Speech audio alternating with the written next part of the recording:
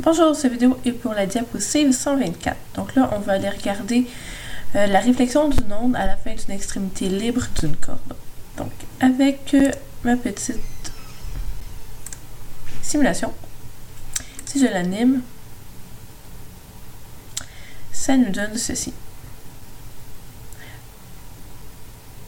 Donc là, on va aller recréer ça, et pour le faire, je reviens à 0, et j'aurai besoin d'ajouter une onde imaginaire, si on veut, une impulsion imaginaire miroir, qui est droite, donc qui n'est pas inversée. Donc, je m'en viens faire ça dans un fichier Paint que je me suis fait. Donc, je commence avec mon onde que je dois recopier, donc faire de manière symétrique. Comme c'est ici. Jusque là. Ensuite, je vais aller après 2 secondes. Donc, à 2 secondes, mes ondes se déplacent chacune à 1 mètre par seconde. Ça veut dire qu'elles vont s'être déplacées de 2 mètres. Donc, la première onde va être rendue à commencer ici à 3 mètres. Rien avant ça. Et à diminuer jusqu'à 6 mètres. Mon onde miroir, elle est commencée à 6 mètres. Donc, elle va être rendue 2 mètres plus loin vers la gauche à 4 mètres. Donc, comme ça. Et comme ça. Et ensuite, quand je fais la somme des deux, j'additionne. Donc ici, à x égale 0, il n'y a rien. X égale 1 non plus. X égale 2. X égale 3. Quand je suis rendu à x égale 4, j'ai y égale 0 pour l'onde en bleu. Y égale 1 pour l'onde en rouge. Donc j'additionne les deux, ça me donne 1. Je peux aller jusque là. Et ensuite, quand je vais à x égale 5, j'ai une demi. Y égale une demi pour l'onde rouge et pour l'onde bleue. Je les additionne. Ça me donne 1. Donc, je viens compléter ma corde comme ça. Donc, ici, je ne dessine pas ma ligne verte plus loin que x égale 5 parce que la corde se termine à x égale 5. Je passe ensuite à 3 secondes.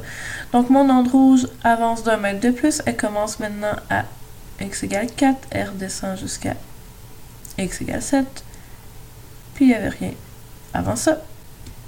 Et mon onde en bleu, maintenant, c'est tassé de 1 mètre de plus vers la gauche, donc commence à x égale 3. Et s'en va jusqu'à x égale 6.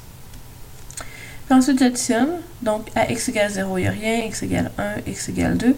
À x égale 3, c'est encore 0 pour les deux ondes. À x égale 4, j'ai une demi pour l'onde bleue, 0 pour l'onde rouge. Donc, ça me donne une demi. Et à x égale 5, j'ai y égale 1 et y égale 1 pour chacune des deux ondes. Donc, la somme des deux me donne 2. Donc là, je relie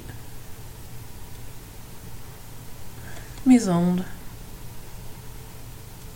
comme ça. Et finalement, à t égale 4 secondes, l'onde rouge est rendue à avoir avancé jusqu'à 5, donc elle a complètement dépassé la fin de la corde.